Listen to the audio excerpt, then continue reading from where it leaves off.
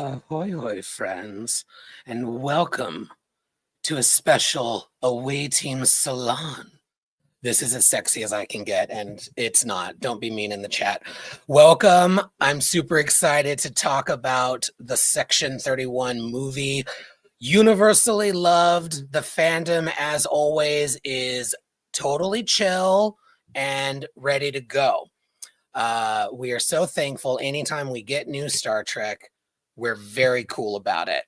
Let's get into it. But in order to do that, I need my crew. Let's start with my co-host, Trevor, beaming you in. How you do? I am just dandy, and I can't wait to talk about the total lack of controversy around this film. Yes. Let's keep it bald. Benji, how you doing? Great. I molted earlier, so I'm feeling pretty great now. Speaking of molting and sticking with the bald theme, Ken, how are you? I am okay. I'm okay. So, I'm excited to talk about this Star Trek movie. Yes.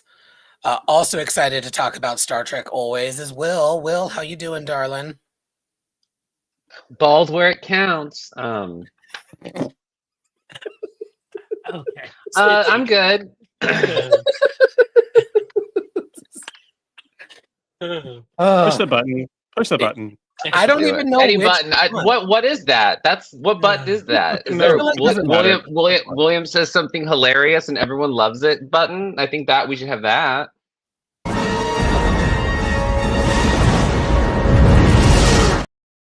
That was it. That's a video of me shaving my butthole.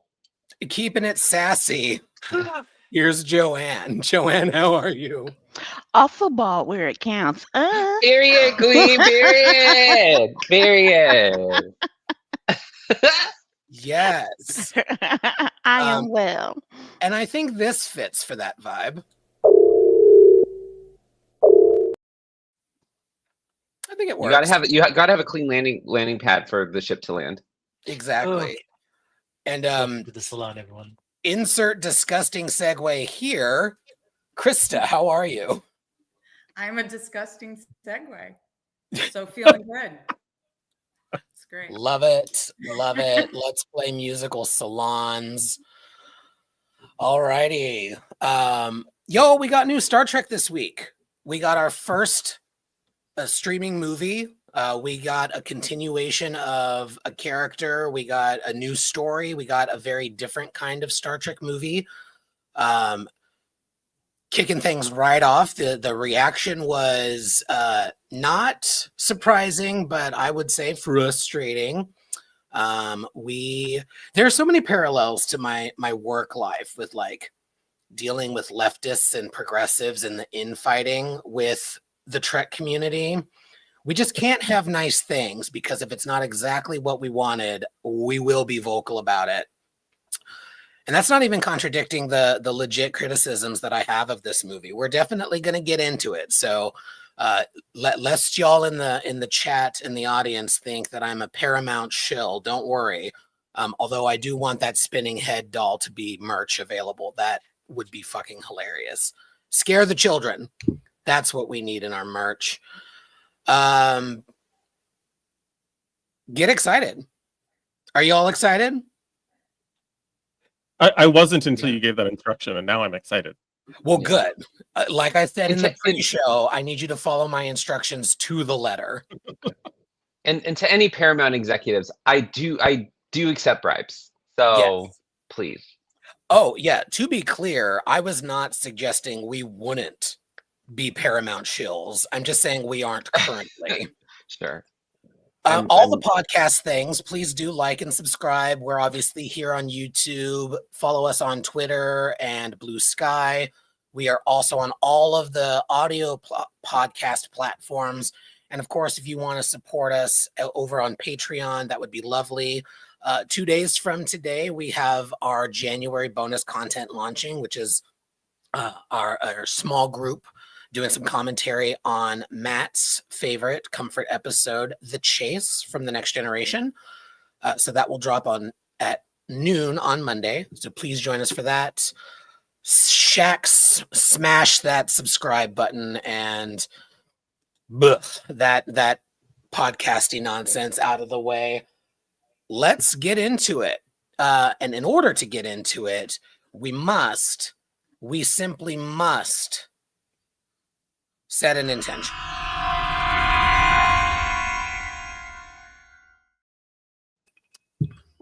Indeed, we must. To set an intention today/tonight, depending on your time zone, I thought it would be fun if we went around the room and just sort of flipped our most recent intention setter upside down. And instead of discussing who we thought would make a great Section 31 operative from the Trek universe, I would like to know who you think would make an absolutely dreadful operative from the Trek universe. As always, I will start us off, and I do believe this actually triggers an alert that hasn't been used in a while, but I'm going to say Beverly Crusher. And I'm going to say it because I don't think Bev is a bend the rules kind of person for the types of missions that Section 31 is sent on. I feel like I feel like she's almost too moral, if that makes any sense. So I don't think she would make the best choice. And you all are just staring at me in potential agreement. I Perhaps not. agree. Krista, dear, you'll be next. I had a few ideas before I watched the movie, and now that I've watched the movie, given the crew that they had, I think pretty much anybody could fit into that crew. So it came down to size restriction. So I'm going to go with Jillian.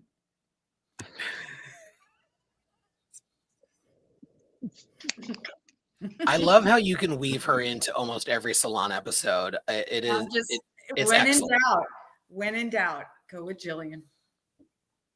I'll allow it. Ken, dear. Just to clarify, you mean the whale, not from Star Trek 4, right? Yeah, because she might be a good Section 31 operative. Yeah. I think a bad Section 31 operative would be Cyrano Jones, again from the original series. Would just not good. Just not good. Not good. So, yep, I have to get my tosser alert. I got to do it. So that's it. The guy with the tribbles, not a good Section 31. Unless he bred like attack tribbles or something. He could have bred it. Yes, he bred attack tribbles, but then, considering where he kept them in his coat, not a good idea. Yeah, explosive tribble. I don't know. Okay, great, Yeah. Love it. Joanne, my love. So without a doubt, the worst operative would be Kai Wynn because the bitch has too much pick me energy. So instead of like focusing on the mission or whatever, she'd be trying to get somebody to fucking like her best. So yeah, that's my choice. Like, get over yourself, girl. Yeah, she would change. She wore the Sydney Opera House for too long. It just kind of crushed. Sorry, Benji, I stepped on your answer. My answer is Dr. Miglimo because he has no chill. Also stands out in the crowd. Yeah. What? Stands out in the crowd. Stands out in the crowd. I was like, excuse me? Stands out and about. It just doesn't work. Stands out in the crowd somewhere. Will. As I thought about it, I went, well, I felt like everyone kind of could. I was like, well, what about Data? And I was like, nah, Data's done that. And then I kind of went through the list of characters, and then I landed on Rock. Rock could never be a Section 31 agent. She could never do it. Yeah. I don't think she could ever bring herself to do it and do that, like what people want. I think she'd be too afraid to like hurt someone or do something bad, or like the repercussions of her actions. I think out of every Star Trek character we've ever gotten, it's the only one that I think would find a way to do the right thing instead of doing the wrong thing for the right reason, which I think is kind of Section 31's gig or at one point. But I think Rock would find the best alternative for everything. So terrible agent, great officer, great character, but terrible Section 31 agent. Last but not least. Yeah, I feel like all of these choices could get conscripted in, but everybody's right. They would end up being terrible agents. They would try to do their best in whatever they were demanded to do. Like Beverly, like, fine, I'll heal anybody or whatever. Norman noted Picard season 3 Beverly. I still think Trevor's right. She still had a moral center that she questioned, but she didn't end up breaking. For me, it would be the Doctor, because the Doctor was always a terrible actor. Whenever he had to do shit, including that terrible penultimate episode where he had to pretend to be every other character for a minute to steal Voyager's warp core, which was obviously the other actors doing it, but and they all did an excellent job pretending to be the Doctor being a bad actor, which reinforces my point. The Doctor was a bad actor. Remember him being Janeway in Prodigy season 2 and getting shot? He would ham it up. He would ham it up too much. So that's my answer, and I will stick with it. Lovely intention setter, as always. Friends in the chat, throw out who you think would be a terrible Section 31 agent as well, of course. Well, y'all, the intentions are set. We should get into it. We should talk about this movie. But before we do, even further, now that our intentions are set, I want to propose a toast. Everybody got their shot or their beverage ready? I want to toast the salon to having fun and being a little bad while we do it. So cheers to...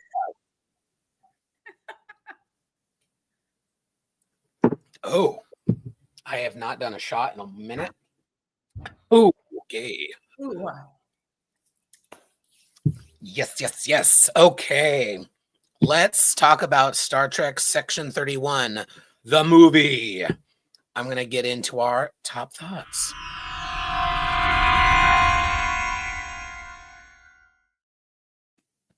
I will kick us off this top thoughts section. I really enjoyed it. I did not think it was a great film. I did not think it was a terrible film. It was interesting seeing chatter ahead of time because it sort of reinforced for me, like, oh, it sounds like this movie is exactly what they said it was going to be. And then I watched the movie and I was like, oh, this is exactly what they were saying this movie was going to be. Like, my expectations were set by interviews with Alex Kurtzman and Michelle Yeoh months ago. And so the surprise that some people seem to have, I did not get. So that aside, I thought this movie was a hell of a lot of fun. It felt very like popcorn movie. After my first watch, I didn't feel like I really needed to lock in to see details and whatnot, although I have to take notes and get ready for this. I really enjoyed what they did with Section 31 because of the complaints that we've talked about the organization, and it was so cartoon villainy in Discovery season 2. I thought this version, what they've become in this time frame, makes a lot more sense. A Black Ops organization, a Mission Impossible in the Star Trek universe. And it was the kind of Section 31 I wanted to see. Like, what are they actually up to? I also thought there was a better arc for Georgiou than she had ever got in Discovery, including their attempted redemption of her. I thought we saw more of that work for me in this movie than we did in Discovery. So that was nice to see. I also thought these other characters, while they didn't get enough development, and we'll talk about that and why, were a lot of fun. They played well together until they didn't. And then the fight scenes were fun. The special effects were really good. I loved that ship from the Terran Empire. I thought that looked cool as hell. And while I thought a lot of the plot was predictable and the dialogue was very choppy, it was just a fun popcorn movie. Don't take it too seriously. It's a story that takes place in the Trek universe, and we saw a little bit of growth for Georgiou and had some fun. Those are my top thoughts. We'll get into it further, of course. But Will, What were your top thoughts on the movie? Yes. I like, as like a Star Trek movie, it was fine. It's fine. As like an action film, I thought it was pretty like middle of the road. Like it felt like one of those like direct to Amazon action films that stars like Steven Seagal or something, where it's like, oh, this actor who hasn't worked in a while and they're suddenly in this film. Like if anyone ever saw the movie Money Plane, it felt like that. Like there's a movie called Money Plane that has Kelsey Grammer in it, which is like the most insane movie I've ever seen. But it felt like one of these like, oh, we have like mid to low budget action film that we've kind of put out, and that was kind of the energy with like they're trying to be quippy, all these things. I do think that the early reviews were a little too harsh on it because it was a TV movie. I wasn't expecting like this huge production, and they kind of cobbled together the season that they had already written into a movie. So I gave it a little bit of grace there, and like but some of my complaints with it were ones that were very much part of the early reviews that I read, where like it's set in the Lost Era, but there's no connection to it. You don't see any connection to the Federation or anything, which is part of it. But like we have Rachel Garrett, but there's nothing really about that. And like some of the relationships were really not fully formed. But it's just a movie. It wasn't quite there. A lot of that could be solved with a single line. But on the whole, it was fine. Like it was fun. There were points where I was like, oh, that's cool. And like seeing Michelle Yeoh just like beat the shit out of someone, I'm like, fine, that's fine with me. Like it's not any worse than any of those Hong Kong action movies she did back in the 80s. But like any chance I get to see her like shove her boot in some dude's face, I'm all for it. And everyone looked great. But we'll talk about those costumes. But no, like I would like a C minus. Wasn't the worst thing I saw, but it wasn't the best. If we're gonna, yeah.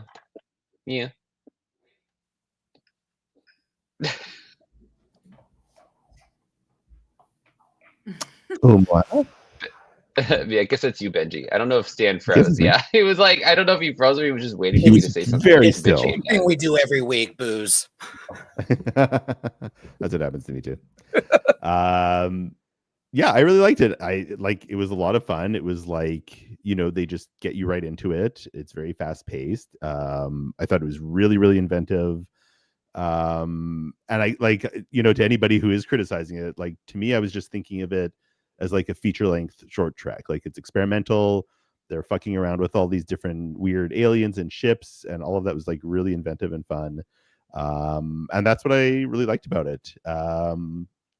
Yeah, like the relationships were not formed, but I think again there were, somebody saying online that there was maybe a reason for that because they didn't want us to learn who people were because we needed to be guessing who the mole was. But even though that was sort of a short part of it,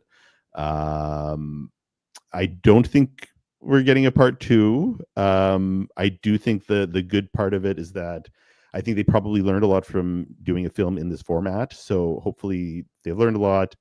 If they try to do it again, it won't be this. It would probably be something else. But at least they've sort of like I think would have worked the kinks out of it. I think a part 2 would be really good because I think they could iron a lot of that out. So it's too bad that we probably won't. But it is what it is. It's another one of the things about it not being a series that ends up knocking it, right? Like a first season being a little rough, they work out the kinks, and then season 2, like all Star Trek. Yes. But on, like the only stuff that I didn't like, and I don't want to hang on negatives, I just don't have a lot of them. I just thought some of the writing just felt a little dated. Like I thought like the banter humor that they tried to put in, like that was fresh 10 years ago, not so much now. Some of the spy comedy stuff was a little dated. The zooming and like the whooshing sound when they zoom in on people and the case file narration stuff, that was all a little dated. That's the only thing I had a problem with. The rest of it was just a ton of fun, really inventive. Yeah, that's my spiel. Joanne. I thought it was really entertaining. And that might be because, I'm 55, so I was there for Crouching Tiger, Hidden Dragon, right? I was into Mission Impossible. So it felt very much, like a lot of that. And so I thought it was really entertaining. I mean, at one point, I literally like fully sat up in my chair and was like, "Ooh, this is exciting." Like I felt excited. So I was totally into that. I agree the dialogue was a lot. And some of the fighting was not as clean, but then again, I'm like, these bitches are old. And some of them are not what you would naturally think of a fighter built, right? So I gave that a little bit of grace. I agree. I absolutely thought the early reviews were intellectually dishonest, and because they judged it for what they wanted it to be, not for what it was, right? And when you approach any text, you're welcome to not like it for what it was, but you first need to approach a text for what it was, and talk about what that is, right? So, and I don't think that happened at all. But overall, I thought it was great. I thought the fashion was incredible, and if I watch it again, it will be just to look at the clothes and all of the beautiful people. Like, oh my gosh, I thought this was a very, very beautiful cast. And again, I'm that shallow girl, right? So I was into that shit. But I thought it was fine. I thought I was entertained. So there. Well, so I thought that this was, I have to admit, this was a much better movie than I thought it was going to be going into it. And part of it was because I did read some of the reviews and all this other stuff. And I was pleasantly surprised, in a lot of different ways. It is, even though almost every review says that it's very tangential to Star Trek, it's actually much deeper into Star Trek than a lot of the reviews said it was going to be, including the review I read today from Variety. I think there were some hysterical things about it. We were talking in text before with some of my fellow Saloners about these poor Deltans can't catch a break. It's almost like, to me, it's like the idea of oh my God, they killed Kenny, in the sense of, all right, every Deltan that you show, whether it's the Deltan in Star Trek: The Motion Picture or in Picard season 3 or here now in Section 31, they don't make it to the end. Right. And it's just really funny that, the Deltans have to go. I thought that was amusing. And, the other thing is, I appreciate, but they definitely overuse the eugenics wars and Khan and all that. But I mean, I appreciate what they tried to do there and tying that in. I thought what they did with Giorgio when she was younger and what she had to do to pass the test to become emperor, I thought that was brutal, but perfectly appropriate for the mirror universe. My own headcanon was wrecked by this movie, though, because I always thought that Giorgio was somehow related to Hoshi Sato in some way, because Hoshi Sato became the emperor in Enterprise, the two-parter from Enterprise. But that doesn't seem to be the case, and they seem to. There's no way you can use that headcanon anymore. But I thought they definitely did turns. They turned things on their head. They turned things on their head with the Vulcan character. Um, they definitely used the race that was only seen in Star Trek 6, the Undiscovered Country, and here you see that race back again. Though that again is a nice deep cut that they used really well. So it was tied into the Star Trek universe. It was fun. It was a little bit over the top. It was a little bit too much Mission Impossible. It was a little bit, Men in Blacky, Guardian of the Galaxy bits here and there. But for what it was, and I love when the Star Trek universe, and everyone's going to laugh at me about this. I love when the Star Trek universe does take risks and does go away from what the standards are expected to be, for the most part, except the Guardian of Forever, but that's a whole other conversation. So yeah, I liked it. I liked it a lot. And now our dear friend Krista. I liked it. I thought it was entertaining in isolation. I don't know that it really added too much to the franchise as a whole, but in isolation, I thought it was entertaining. I think it was great that they expanded on Philippa's history and how she came about and what it is that informed her behaviors and the things that she had to do. I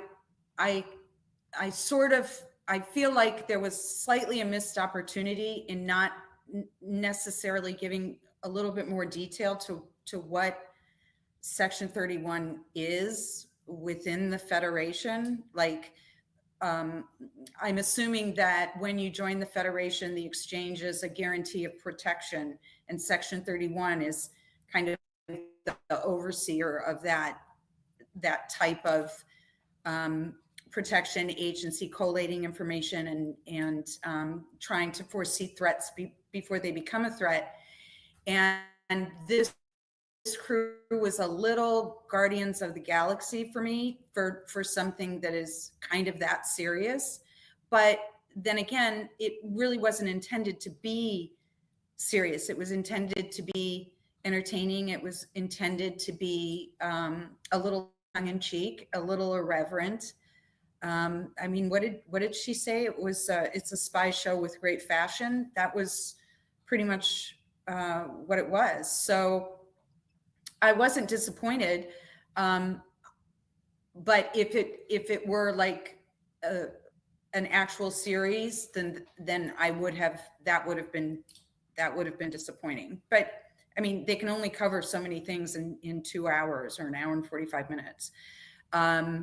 So, and I agree that they gave more depth to the character of Giorgio than they did in any other incarnation. You get her as a young person, you get her making choices, hard to believe she loved anyone.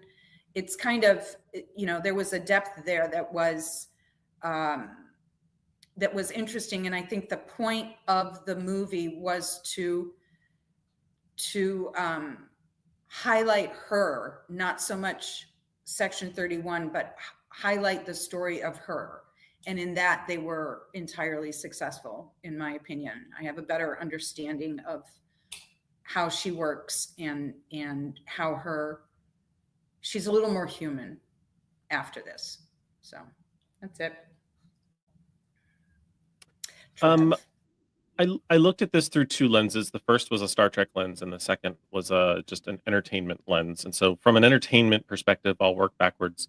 I was thoroughly entertained.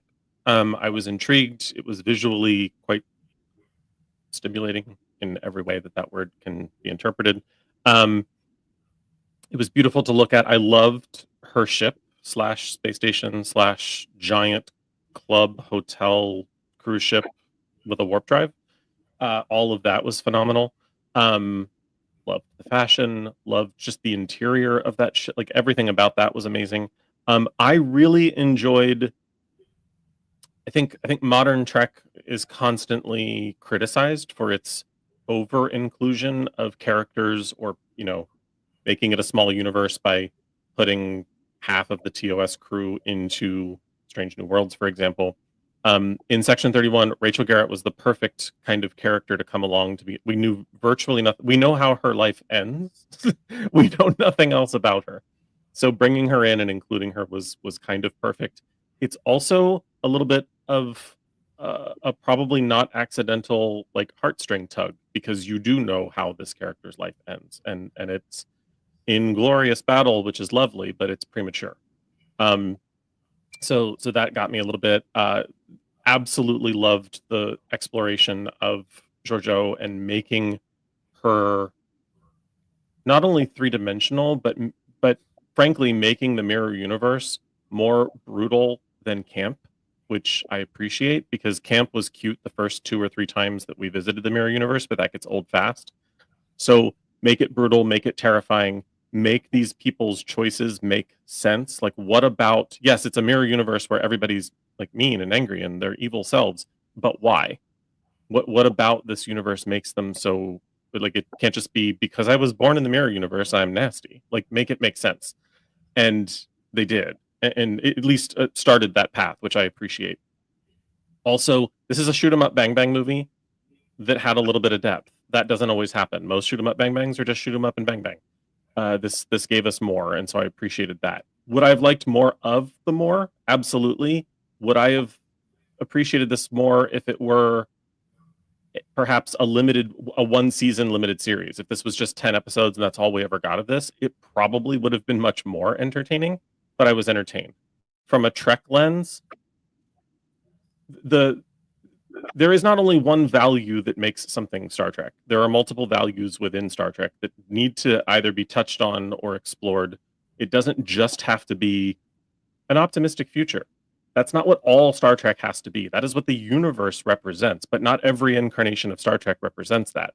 In this case, this particular film, I feel, touched on, or this presentation of Trek touched on and explored redemption as a Trek value. And that's been highlighted in some of these comments already. For anyone who doesn't feel that Giorgio's been redeemed, that's fine, because another Trek value is that the destination is not always the most important piece of exploration, but that the journey itself can be just as valuable. So that we got her journey and more about her journey, and some decisions that Emperor Giorgio would not have made when we first met her, but is making now.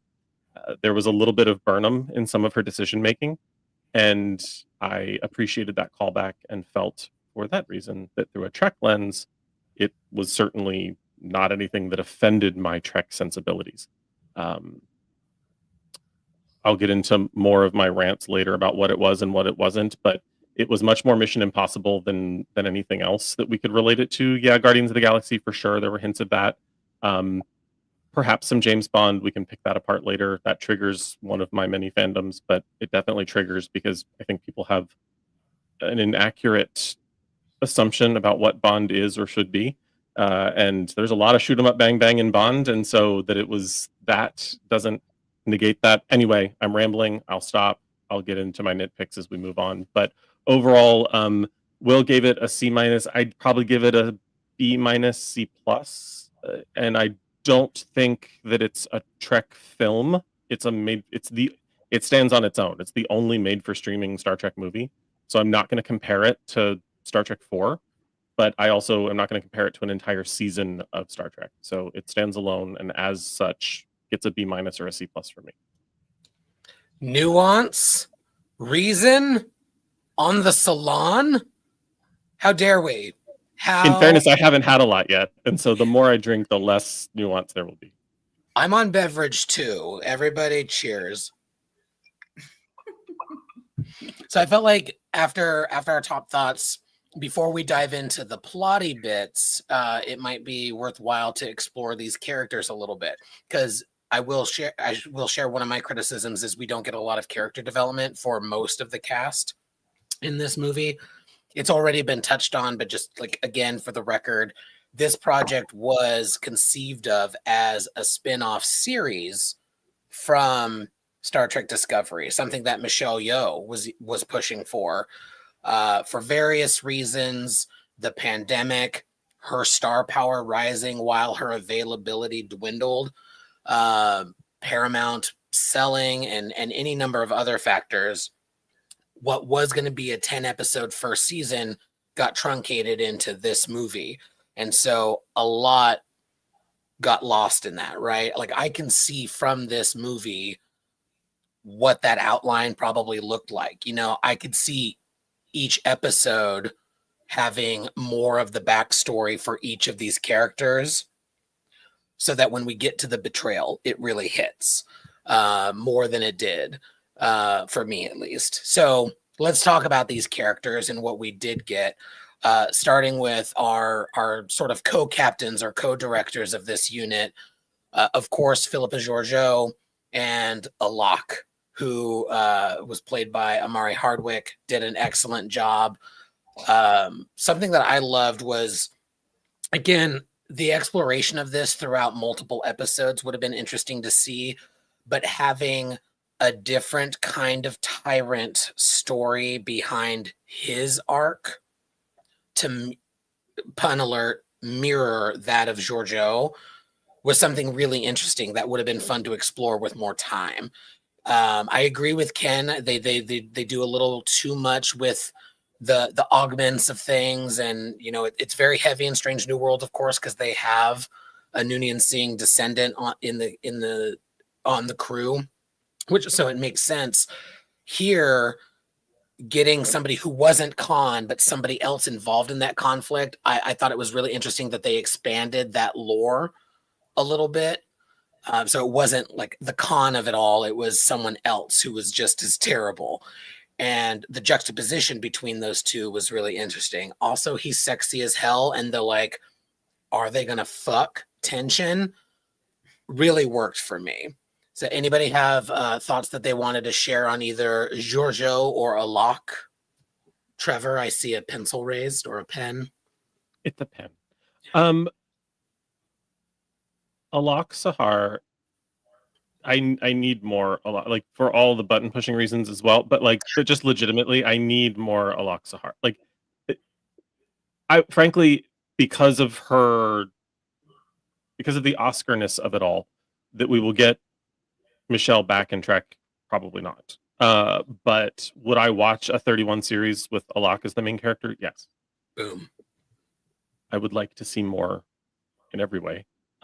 But I actually really appreciated it. He's sort of a subtle nod to previously established Trek, with an augment that was recruited into Section 31 has a very Into Darkness kind of acknowledgement, which is also an alternate universe. So like that was fun, tying everything together in a cute little way. But I loved his character. I love the portrayal of the character. I would absolutely want some flashbacks to the eugenics wars, just because frankly we've never seen them. We've heard a lot about them, but we've never seen them. So it would be interesting to actually have that piece of Trek lore depicted from a very personal point of view, as opposed to just sort of watching cities get bombed or whatever happens, how the battles ensue. It would be cool to see it from his perspective. Yeah, I mean, everything else I have to say is inappropriate, so I'm going to stop. Anybody else had Joanne? He's Yes. so beautiful. Let me just start there. Like, he's so beautiful. It's ridiculous. Like just ridiculous. But I liked that little bit of backstory because again, as you all know, or if you don't, here's a news alert. I love Into Darkness. I thought the concept was actually subversively brilliant. So I was very into that. And he's gorgeous. I also thought, he was, because I did see some folks thinking like, well, why wasn't Rachel Garrett the leader of the team? Well, number A, augment, so he's super. But I also thought, kind of out of the universe for very real reasons or practical reasons, he probably, and maybe what's the other guy, Sam Richardson, but I think he was probably the only one who was on Michelle Yeoh's level in terms of skill, and acting ability. He's still not, nobody's Michelle Yeoh, but I thought he was a good foil for her. Like, right, she would have just, I think, ate up the scenery with someone else, or a less accomplished actor. So I thought that was also a good choice, and they looked beautiful together. I agree. I think there's a lot of potential there for that story. Especially given the existence of the strange new worlds of it, all of it. So, I know, like, this, the number 2 or 10 or whatever of this movie won't see the light of day, but maybe, this will resurface.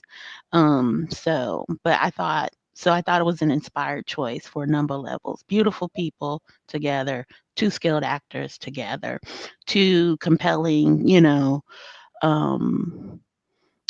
tyrant type people trying to make atonement and deal with their own sort of past. Brilliant. So loved it. I'd really love to go back and explore his character too, because anytime we have a character from our time where you have that time travel episode or whatever, even if you get like their reaction to all the fancy technology, the future and all that, they either end up staying in their time, or if they are brought to the future, we never see them again. And we've never had a character like that in Star Trek, I'm realizing, where someone is brought to the future, which has happened several times now, and we could actually potentially follow them in their journey and getting used to what life is like in the future. I would actually really love to see that. So who knows, maybe we'll get more of his character at some point. As for Giorgio, if this is the last time we're seeing her, I think it's a pretty good send-off. Like, they go full circle with her character. They redeem her as much as they can by showing that she was not a natural born sociopath. She was like forced into that from childhood and went through a journey where she had to overcome it. And at the end of this film, she was like shedding actual tears and showing empathy. So this character has gone full circle. I think, again, if we never see her again, I think they did her some really good justice. I think maybe the only little injustice was that I think there was maybe a little bit of queer erasure there. She's right in the middle of a club full of sexy people and doesn't even like fawn over, one other lady or anything. And they turn it into a heteronormative relationship for this one, which is fine. She's licking the hell out of that singer's shells for sure. Oh yeah, of course. Say yes tonight. Say yes to everything. Giorgio has. Great. She has. Said yes to it all. Problematic gay alert.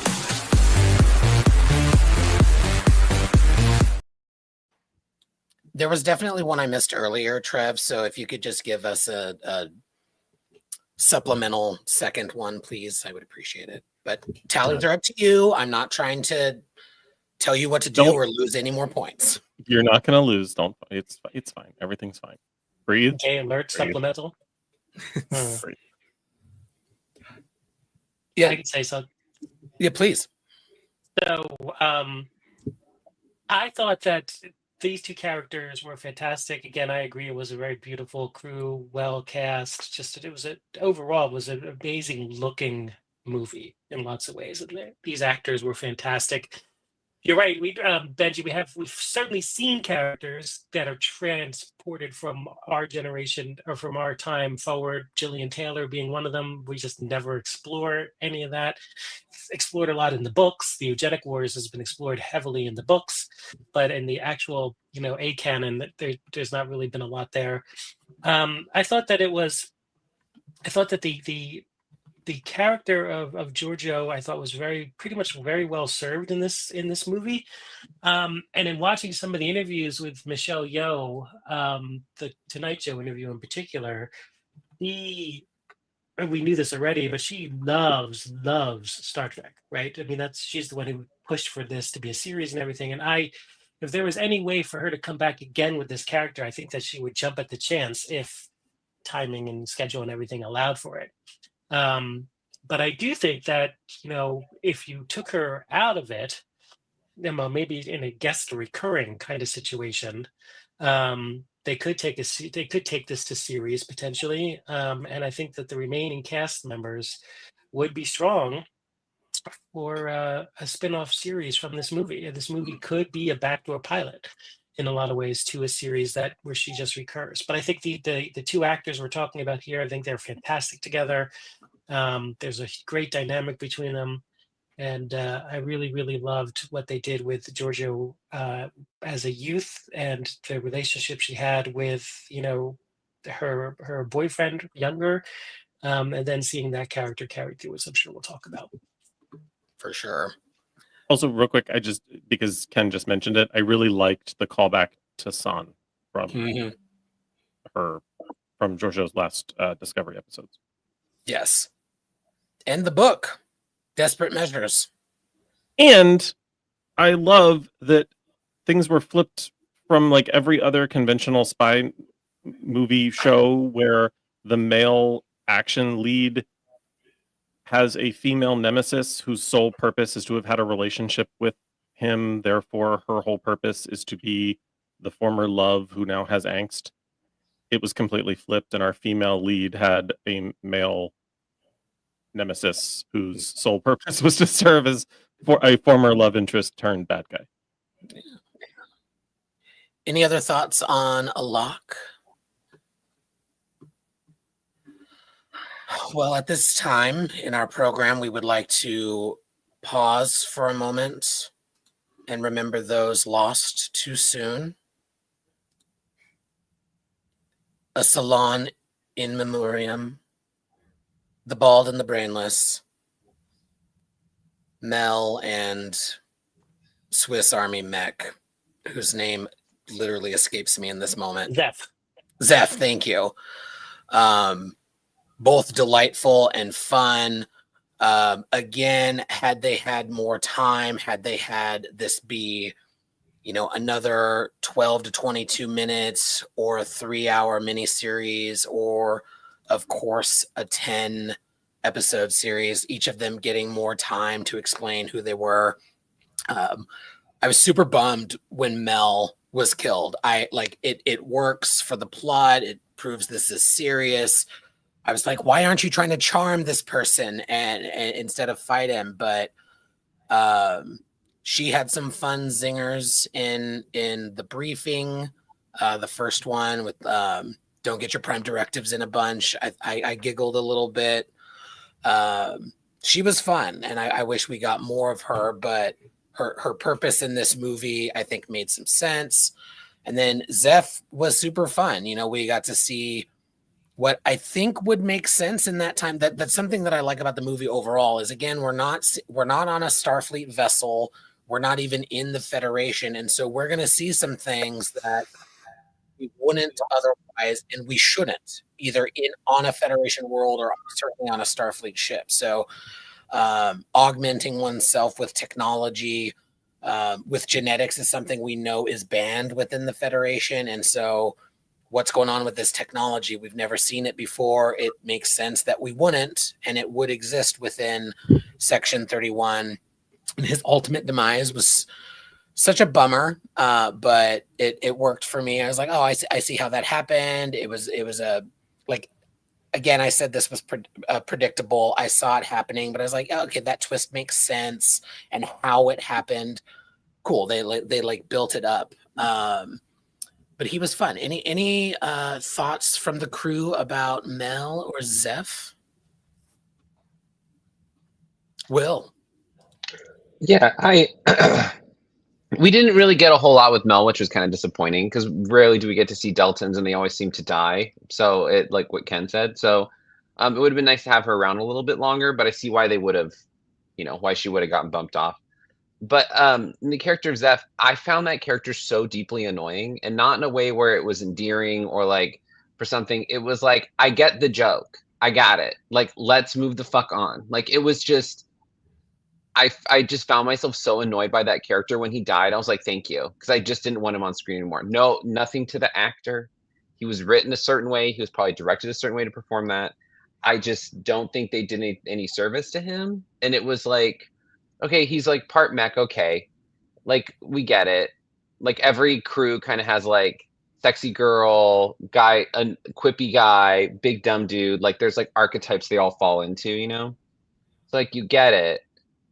And yeah, but like, I was, the moment he came on and just was like, how annoying that was, like the little debrief, I was like, oh, I can't with this dude. Like, I just couldn't. He was like the one character I was like, oh, we got to move on. Well, that, and we'll talk about the other one I was annoyed with, but like, I was like, we're good. Let's go. Like, I don't need this nonsense. Like, that was where I was really starting to get a little frustrated, because I was like, oh my God, just don't give this man any lines. And then he died, and I was like, okay, great. Like, we can move on. The rest of the movie I can deal with, because I found him so deeply annoying. And he wasn't charming. Like, the brainlessness wasn't charming. It was just like, oh, this was just stupid. I was just anyway. It was the one point I really disliked that character a lot. Trav, It you're going felt to like disagree with me.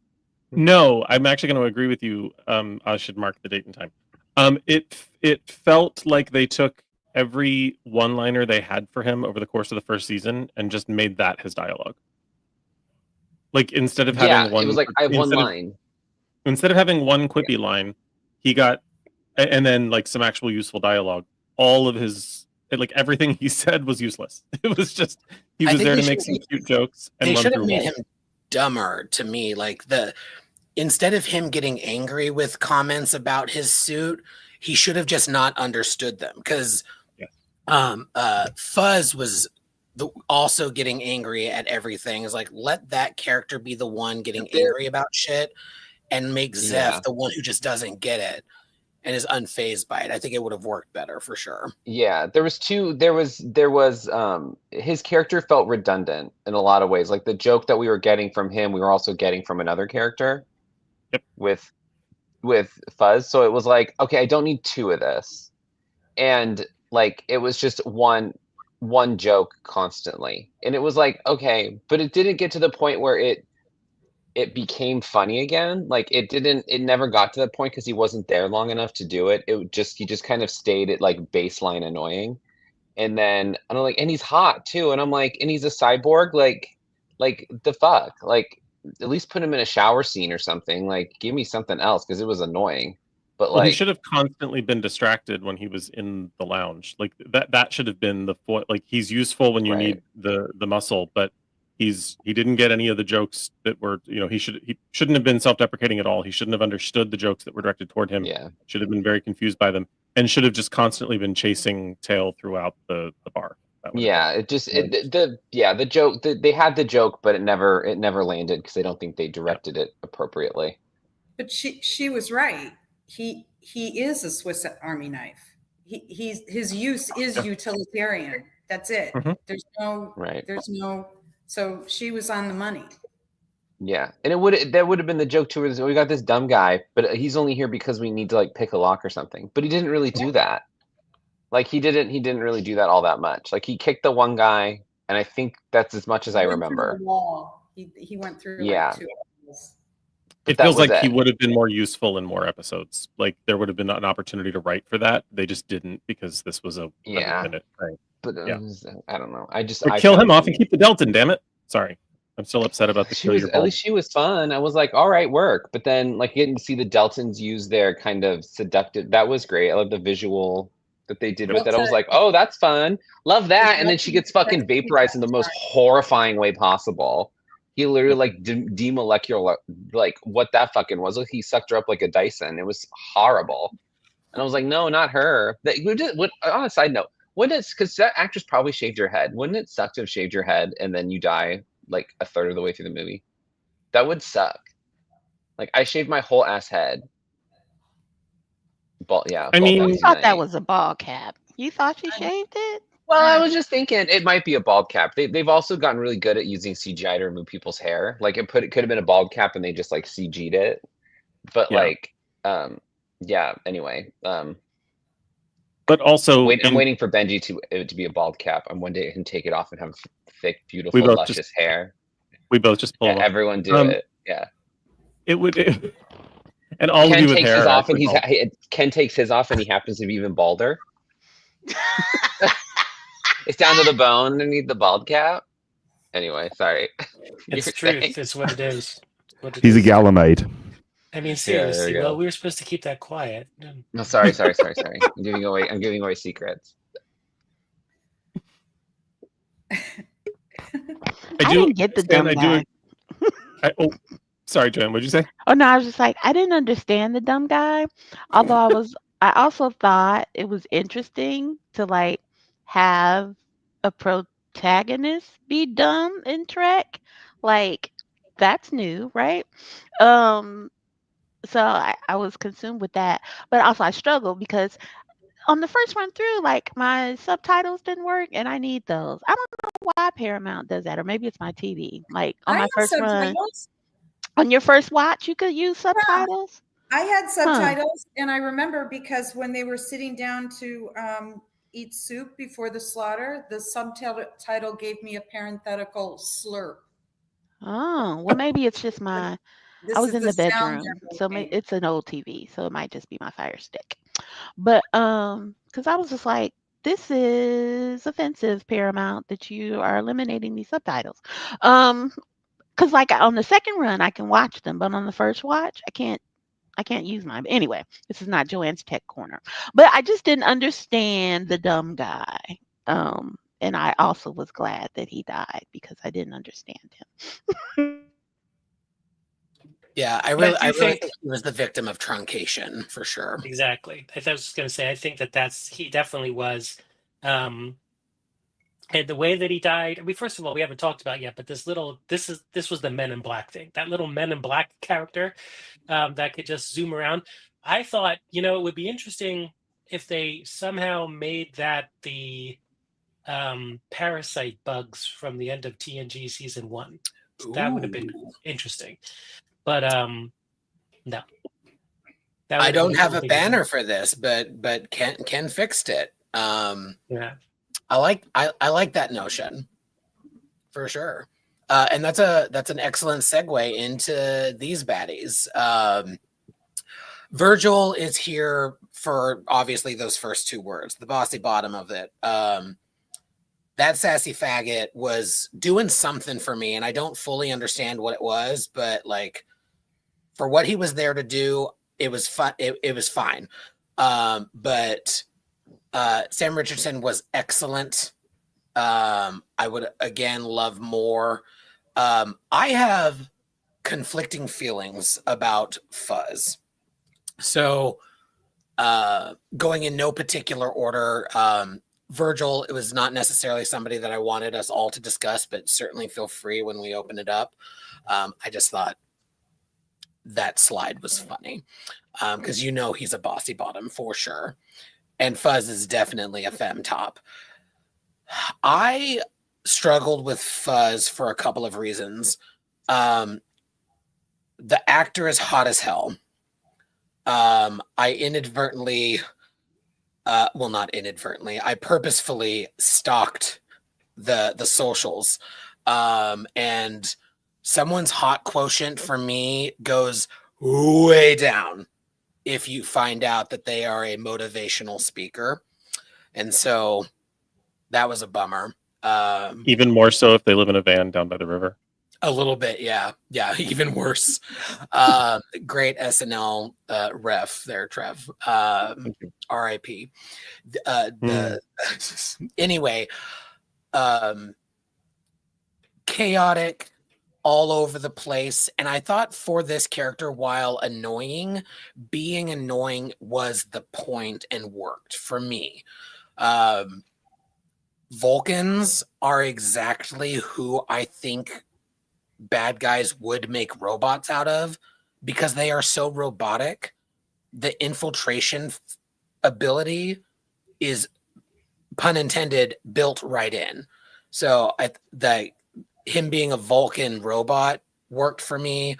A new creature worked for me, but I agree it was very Men in Black for sure. Him being the one to double cross, it was predictable, but it made sense. And I love Sam Richardson. I wish we got more of him. I thought he felt least utilized and fleshed out, like what his role on the team was, because it was like, is he a scientist? Is he just super smart? Is he like it wasn't quite as fleshed out as I would have liked, even less so than the others. Like everybody's backstory was missing, and the character development wasn't there as it could have been, again, if it was a full series or whatever, or more time in this movie.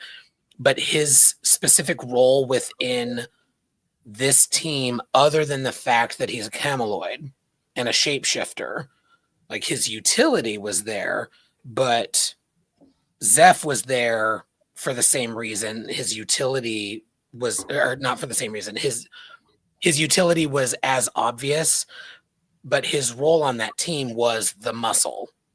What was Quasi's role in this team other than his utility. I think everybody had a utility and a role. So I would have liked a little bit more there, but acted brilliantly and very funny. And Trevor is gesticulating like almost wildly, but contained. So I'm gonna give it to Trevor to fix it, I think.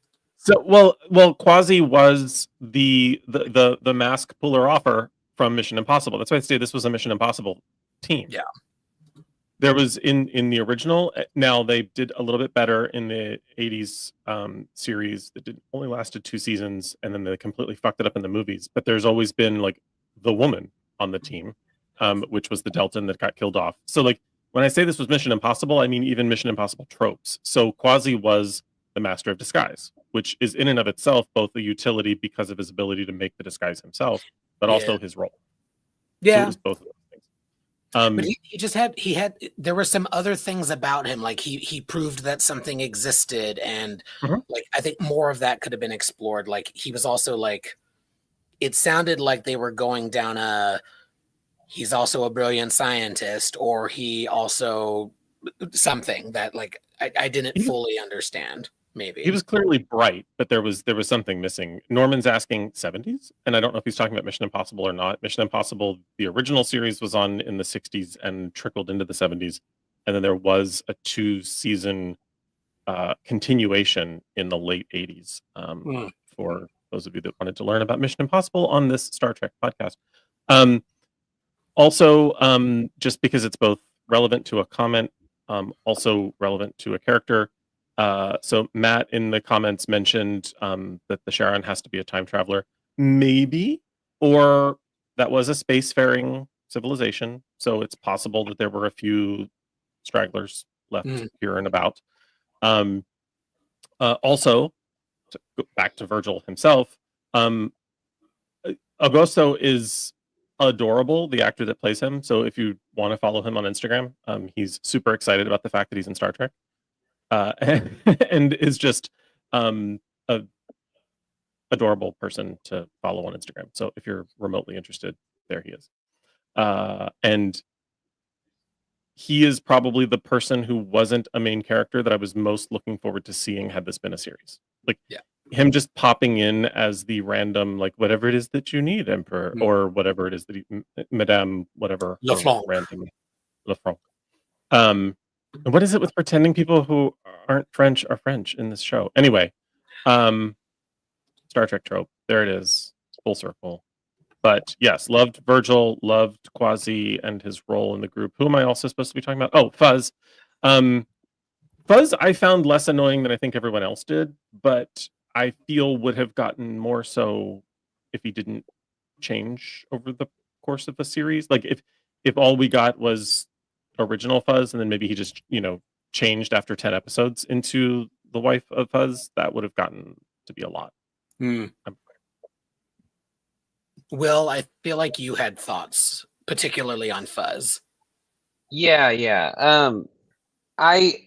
agree that Quasi I felt like wasn't utilized well. I think the actor is wonderful. I liked his position within the group.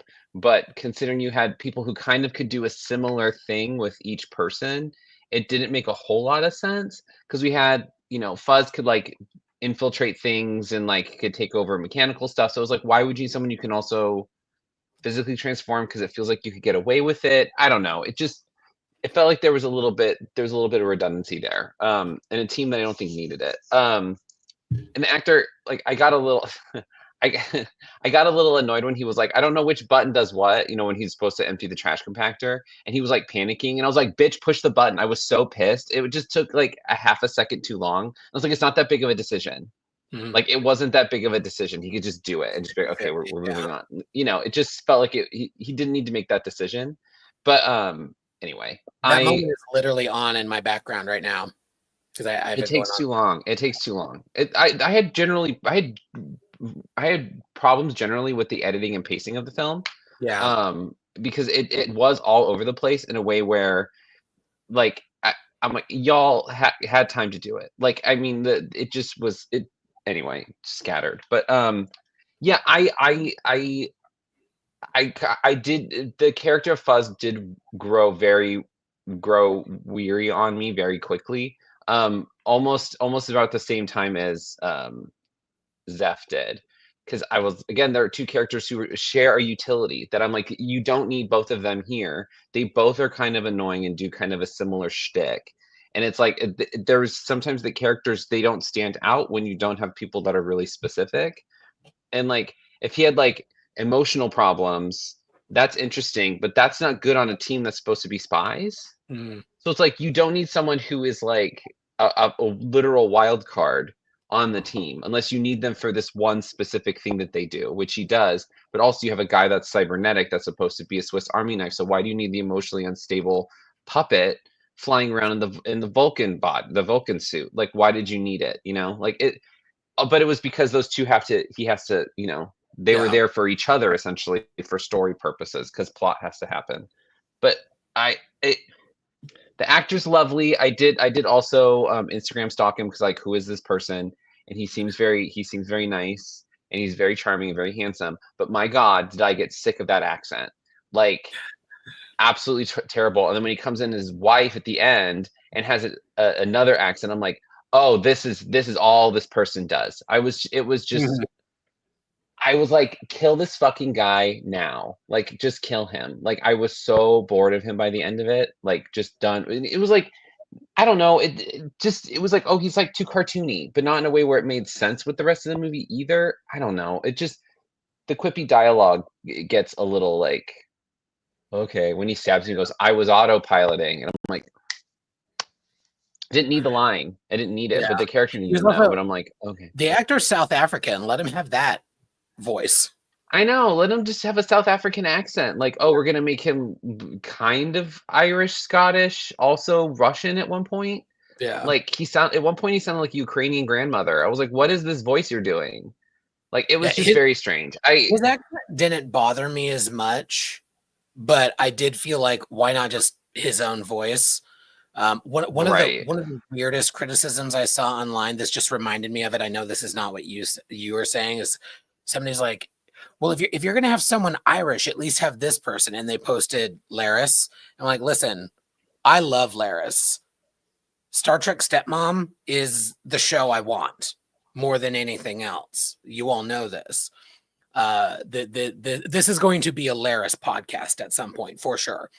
But with Fuzz and Sven, it's just like, he's South African. He has a lovely voice and a lovely South African accent. Like, just go with that. Why not? And then again, I think because if they had, this is again, I think if they had more time or more episodes, I'm just going to be a broken record on that. I feel like if the robot was the voice, because like where I got caught up is like, where is it his voice and where is it the robot's voice? Because like if they had made that distinction more clear, I think it could have worked. Because I also saw like somebody was like, well, a Vulcan can't have an Irish accent. I'm like, yeah, they can. Like, but he also wasn't Vulcan. Well, right. But so it was like, I suspended my disbelief with that. I found the portrayal of it not specific enough. Like and it was just annoying. It was just, at some point it just became grating. Like, and then he lasted longer than the other one, and he wasn't as annoying as F, but he got more and more annoying by the end of it. I just found the quippiness, the kind of like, everyone's now trying to be fucking Ryan Reynolds, and I'm like, I don't even want to see Ryan Reynolds around. Stop doing it. I don't need to see Ryan Reynolds. There we go. Yeah. Unfortunately, very in right now. We have too many of them. But, yeah. But like, stop. Not everyone needs to be fucking Ryan Reynolds, please. Like, I could be fucking Ryan Reynolds, but I don't need everyone to be around pretending to be Ryan Reynolds. You know, I want to kick him out, but he doesn't do it for me. Well, whatever. Problematic gay alert.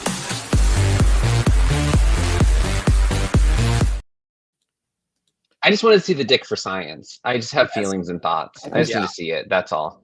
Well, there was he. There- Mm.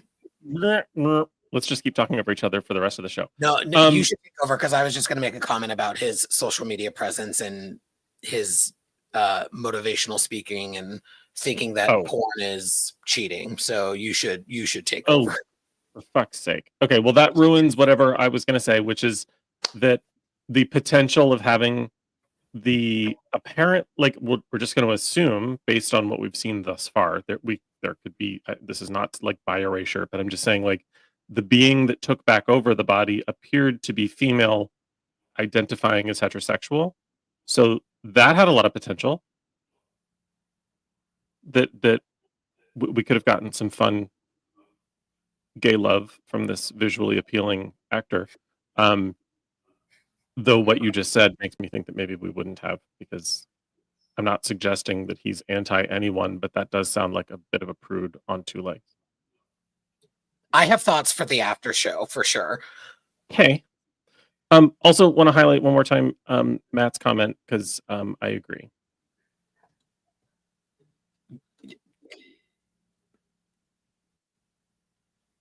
Oh Like, yeah. Every week he would have been someone different, and which gives the potential for him being less annoying. Yeah, that could have been fun. Just like a new hatchling every week. Yeah. Speaking of fun, we said this earlier. This was definitely a Star Trek movie. Haters be damned. Let's talk about this wonderful connection. I know at least one of us has some thoughts on these two wigs, but also just having Lieutenant and then Lieutenant Commander Rachel Garrett, I thought was super fun.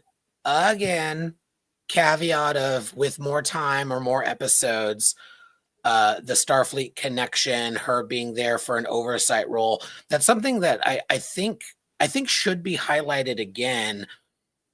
I don't know if it was in response to criticism, but one of the criticisms of Section 31 being a little overdone, particularly in Discovery, was how cartoon villainy it was, how genocidal it was, Georgia specifically.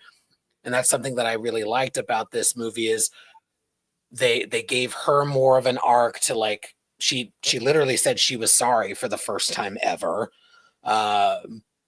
Definitely like her note about there are no benevolent dictators, like even though you would do it differently than I did, that doesn't make it right. But with Rachel Garrett there, it showed that this iteration of Section 31 in this timeline, Starfleet has at least at minimum someone on the team to make sure they don't go too far. They're reining it in a little bit. And I thought Casey Roll did an excellent job. I would love to see more of her. We'll get into it more when we talk more about the plot bits, even more directly. But a second movie with the Turkana 4 mission that gets alluded to at the end, with a Lieutenant Commander, Rachel Garrett, potentially. I think the timeline works out that she would be interacting with and potentially be the one who saves a young Tasha Yar. Like, how fucking fun would that be? That connection, given what we saw with yesterday's Enterprise, would have been really interesting in this prime timeline. But yeah, getting more about her. She wasn't just this badass captain. She started out as a science officer, like we see with Captain Janeway, a science officer becoming a badass captain. It's not a one-off now. And the other thing about her that I loved was it was, yes, a big explosion in an action movie, but it was through science. She scienced a problem while on that garbage scow to move things along. And I thought that was wonderful. So who else has thoughts on Rachel Garrett? Krista, you've been so quiet. I agree with Joanne. Those wigs were garbage. I mean, I at first I was very confused. How is Rachel Garrett here? What time are we in? Like, I don't understand what's happening. And I think maybe annoyed me a little bit is that it always seems to be the human species that has the stick up their ass. But I did kind of like the idea that it was a role that was sort of thrust on her because everybody else is, you know, stupid Swiss Army guy. I mean, I pretty much pegged Fuzz for a bad guy right away. They just seemed to focus on him, and I was like, his accent annoys me, so I kind of wanted him to die. But I wanted him to die in a specific way. I wanted Giorgio to like pluck him out and eat him. Like just like the eyeball, just like the phalanges. I wanted her to do something really horrifying. And unfortunately she's on a redemption arc, so that didn't happen. But I think it was interesting that at the end or prior to the garbage dump, the idea that Giorgio could very simply just sort of look at her and go, you know, chaos needs to be your thing. You function in chaos. Chaos is your thing. And, you know, let's get crazy. Let's get messy. And they had made her so sort of straight-laced through the whole thing that, you know, one or two sentences from Giorgio was a pretty simplistic way to go, okay, I'm going to go into the garbage scow and then I'm going to tell this other guy to just hit whatever button, make a decision. We're all going to die anyway, blah, blah, blah. So I'm glad that they included her. But again, like I said, this really wasn't about anything other than Giorgio. The movie wasn't meant to really provide anything more than kind of an outline for Giorgio, because she is the only thing that they actually have an outline for. They haven't really defined Section 31. And so this period of time predates when Section 31 is experimenting on Vatic and her people, and you know, making what happened in Picard possible. So yeah, but back to the wigs, fucking hot mess. They were awful. Also, did anybody else get the Fifth Element vibes to the diva opera singing pop person? A little bit. And just the outfits and the whole vibe of it. I was like, oh, this is that's kind of cool. It looked like hints of, inspired by, not too derivative of. Well, there was a lot. I spotted Men in Black, obviously, Guardians of the Galaxy, because when I'm assuming San shows up the first time, he's sort of wearing the Star-Lord inspired outfit. Then I've got pseudo Hunger Games.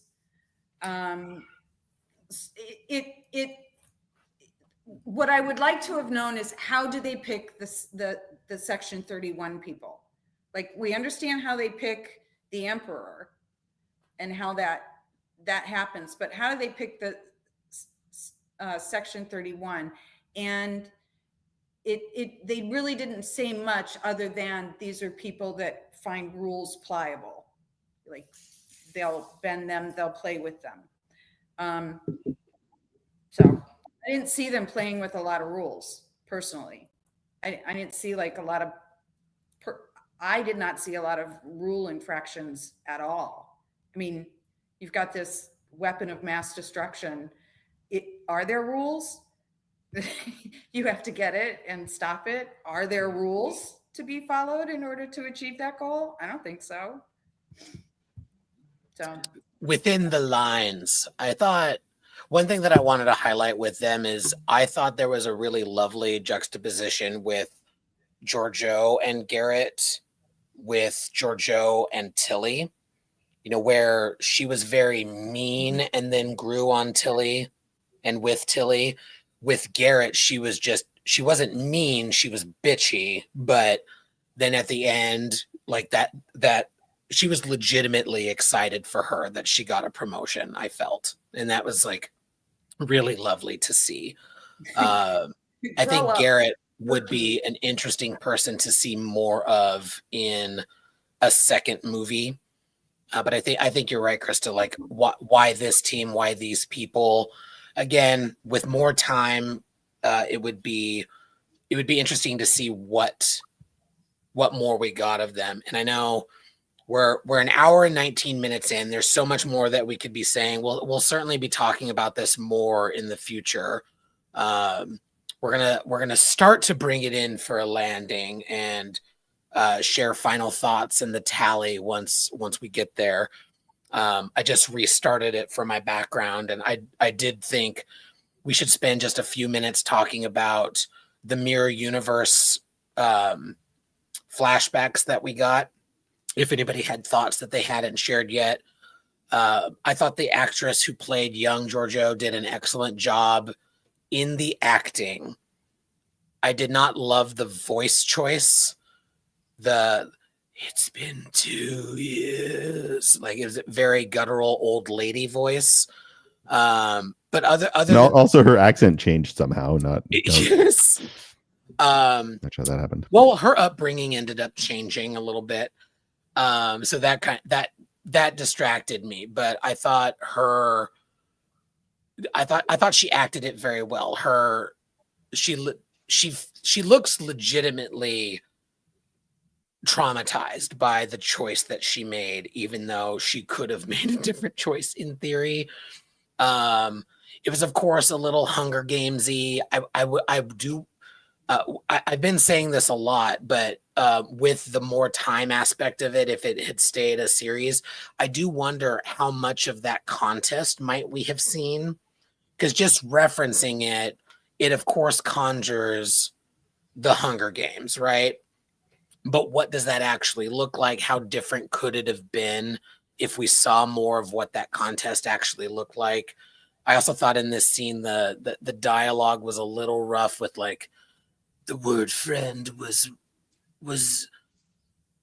evil and not allowed. Like, okay, like there was just some cheese factor there that I think could have worked with some more time and another polish. I said in another chat that I felt like my problem with the dialogue throughout the movie was it felt like literally all 5,000 producers of this project got a swing at the script.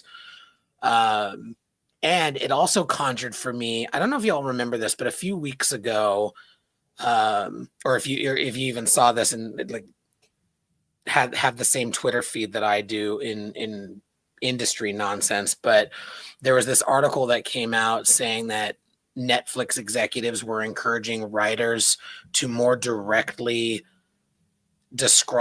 have characters in dialogue describe what they were doing, so that people could literally watch while on their phones and whatnot, which is a whole lot of nonsense. We could deep dive on another chat, but some of this movie felt a little like that. It felt a little like say, don't show, so that distracted people, with whom I am one, don't have to fully pay attention. And like with the flashbacks especially felt that way.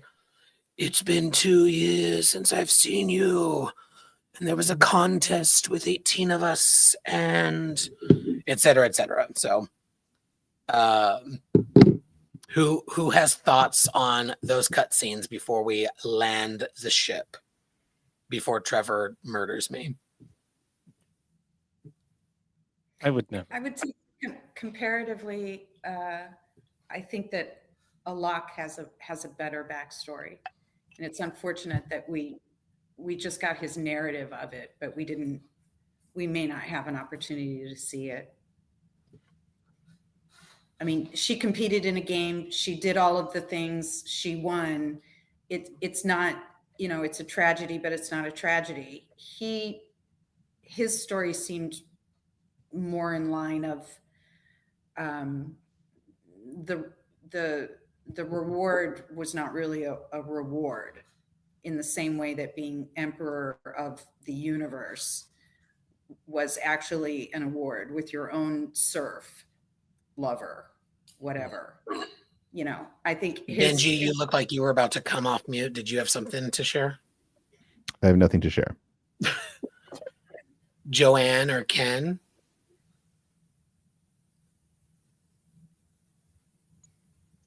I was playing on my phone. Your mic is up.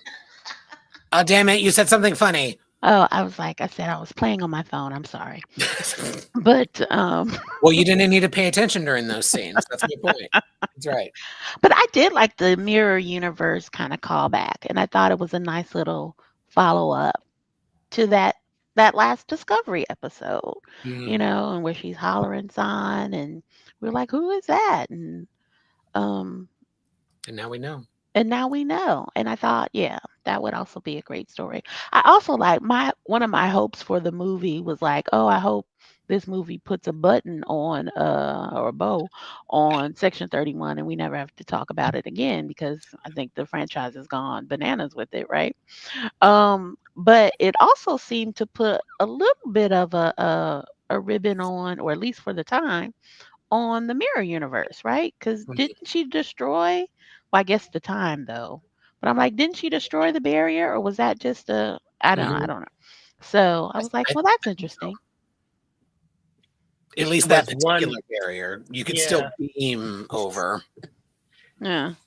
I mean, that was another thing that they really paid more attention to Star Trek again than a lot of people said they were going to.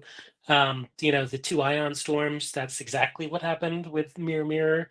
And the other thing we didn't talk about was Quasi's eyes. I mean, Iman's character, the Cameloid in Star Trek 6, had the same eyes. And so it's just almost a throwaway part from many, many years ago. 1991 was Star Trek 6, right? But they paid attention to that. But I think it was really ballsy to have her poison her family and show it as blatantly as they did. I thought that was very risky, different for Star Trek to do, to show the young boy dying like that, to show the parents dying, and then to see her sort of, pet the young boy's hair, the corpse, and just to show that whole dynamic. But At least we know, point, like, just to interject, like, they burned Yeah. Sands Village, so her family was going to die regardless. Mhm. right. So it redeems her. Hey, go on. But it doesn't quite fit. If you look at the timeline of the Mirror universe, like where Mirror Mirror happened, where In a Mirror Darkly happened, and then this whole, and then the Deep Space Nine stuff just sort of pattern the whole Mirror universe, because it seemed like there was, I don't know how much time would have happened from when Kirk said, be the captain of this Enterprise, to what we see here. There's massive gyrations in the Mirror universe that just is not well defined, in my opinion.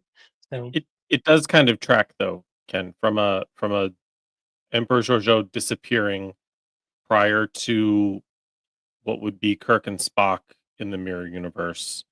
The hint of descent, it appearing there to be chaos during the Lost Era, that chaos resulting in eventually the Terran Empire being overthrown by the Alliance in DS9. Like it does track. It's hard to keep track of because Georgiou bounces around so damn much, but it Right. does track.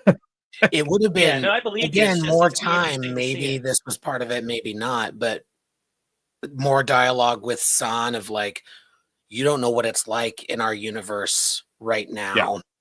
If you had stayed or whatever, like more dialogue from San saying what the Mirror universe looks like now and why he's so motivated to become the Emperor, to like get things back on track, because there's this new alliance that's coming for us, and like there was definitely some opportunity there for sure. I think you're right, Ken.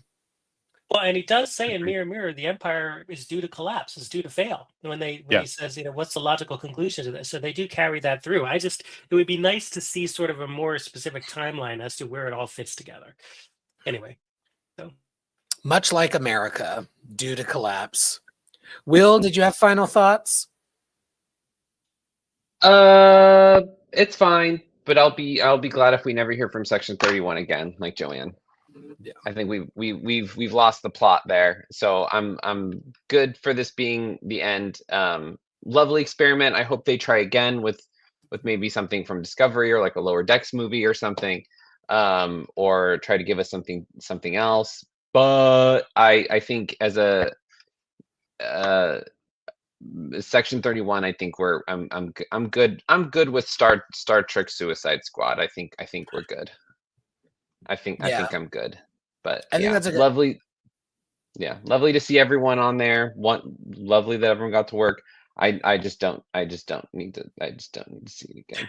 Give me What Rachel about the Mirror Garrett, but don't give Universe? me any of this. Oh, that can go too. I'm so done with that Yeah. shit too. Because it's Yeah. never Yeah. consistent and they keep adding and whatever. I'm just Section 31 Mirror Universe, let's just not do that again. But The it Borg. was cute for a taste. I'm done trying to swallow it. Just stop trying to make me swallow it. I'm not gonna do it. Sorry. Yeah. Moving on. When have you Moving- ever been done trying to swallow it? Oh, I don't do that. I'm a lazy. Problematic gay alert.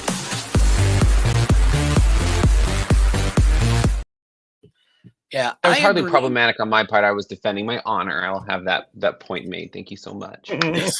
Fair enough. I agree. If we don't see Section 31 again, I would not mind. However, I will say, even with my criticisms of this particular project, had this been the vibe of Section 31 in Disco Season 2 and beyond, getting corrupted by this control growing, etc., in the future, whatever, like all those plot bits, I could have liked it a lot more. Like the vibe of this movie, I could definitely see another movie. I like the hint of Turkana 4, etc. But if that just lives in my mind, that's fine. I agree. The Borg, Section 31, the Klingons, like we've seen plenty. But I will say, as just a final thought before I turn it over to Trevor for the tallies from this Salon Away team, I love it when Star Trek does something different. And I think this was a valiant effort. And I would like to see more streaming movies with different things. And like others were saying, maybe it's a Lower Decks movie, maybe it's a Rachel Garrett thing, maybe it's something completely different in the Lost Era. Perhaps it's my spec script. Just throwing that out into the universe. You never know. But if we got more of this, I would be excited. I will be excited for any new Star Trek that we get. I'm super jazzed about Strange New Worlds coming back for season 3 this year. I'm super jazzed about Starfleet Academy.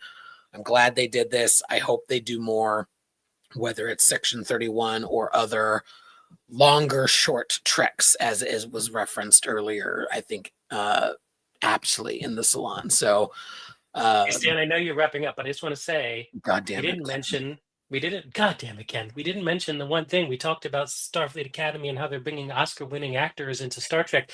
You got to give the nod to Jamie Lee Curtis. That was cool. Yes. You know what? I take it back. Ken, thank you for that.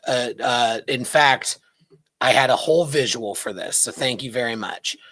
Jamie Lee Curtis is in the Star Trek universe. That is worth noting for sure.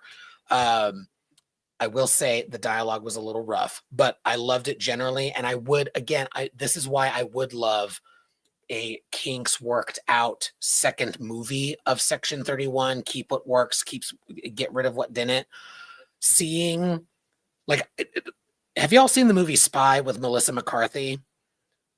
Something in that vein with her and like the Allison Janney role would be fucking amazing. Trevor, you had a thought? You said kinks, and I thought of Alok Sahar. It's fine. Everything's fine. Yep. Fair enough. Problematic gay alert.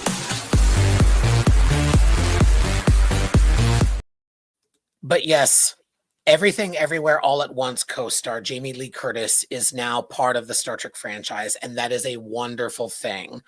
I do wish that, like, I was like, that voice sounds familiar, and then seeing her at the end, I was like, oh, that's fucking cool. Like, could have done a little bit more, could have workshopped the dialogue a little bit for me personally, but it was really fucking cool to see her, and I was like, oh yeah, more of this could have been lovely. But yeah, friends, Thank you so much for joining us for this Salon away team on a weekend, no less. 56 people in the audience right now have nothing better to do on a Saturday. And listen, I get it. Same. Nerds. Trevor, give us our Yes. tallies, please. There were 5, count them, 5 problematic gay alerts. There was 1 tosser alert. There was 1 bev alert. There was 1 emergency saucer separation. There was 1 Will lands the ship via Joanne. And there was 1 cannon alert. Congrats, ladies. That's a lot of alerts. In terms of bonus points, I gave 31,000 bonus points to Matt in the comments because we've been friends for 36 years and I'm in charge of this segment. 31 metric tons of bonus points to Krista for size shaming a whale, but for her own good. And an additional 31 bonus points to Krista for eating fuzz. 3,131 bonus points to Joanne for kind of sort of agreeing to share Alak Sahar with me, which is fun and delightful. 31 bonus points to Will for baldifying everyone whilst making bad wig arguments. 31 million bonus points to Ken for season 1 TNG bug baddies badass callbacks. 31 bonus points to Michelle for reemerging from the Guardian of Forever, and 31 kabillion bonus points to Benji because hot baldies band together. Bitches. I'm an ally. I appreciate that. Hot baldies unite. All 3 of you. And Mel. Y'all, this was delightful. I always love getting together with my Salon crew. For everyone out there, thank you for joining us. Please do like and subscribe to this nonsense. It is always wonderful to have you. We will be back next Thursday at 6:30 p.m. Pacific for a to be determined topic. So get excited for that. I know you already are, even not knowing what it's going to be. No one does. And a quick reminder for our Patreon bonus episode coming out Monday at noon. Our $5 Patreons will be getting access to that commentary on The Chase from Star Trek The Next Generation. Super excited for folks to see that. As always, lots of nonsense, lots of fun. This has been delightful. Really enjoyed this movie and hope there's more to be soon. So we'll see you all when we see you all. And until then, please do live long and prosper. All hands abandon ship. Proceed to the nearest evacuation zone immediately.